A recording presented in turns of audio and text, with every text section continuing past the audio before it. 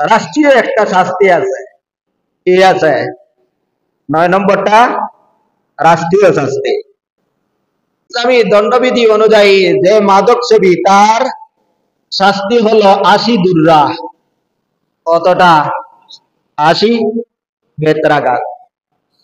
হাদিসও বিভিন্ন ভাবে বিভিন্ন বস্তুর দ্বারা তাকে মারপিটের কথা আছে।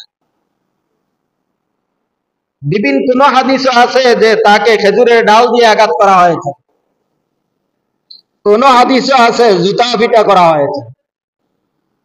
অর্থাৎ যে যখন যেভাবে তাকে শাস্তি দেওয়ার নবীজির যুগে বিভিন্ন ভাবে তাকে শাস্তি দেওয়া হয়েছে, সর্বশেষ চূড়ান্ত সিদ্ধান্ত হয়েছে যে এর ব্যাপারে পরবর্তী যুগের শাস্তি হলো যে মদ পান করবে তার জন্য 80 দুর্রা।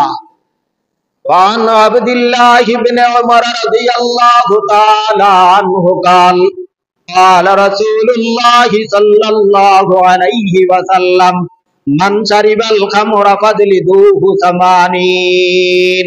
নবীজি বলেন, যে ব্যক্তি মদ পান করবে তাকে 80 বেত্রাঘাত করো। কতটা?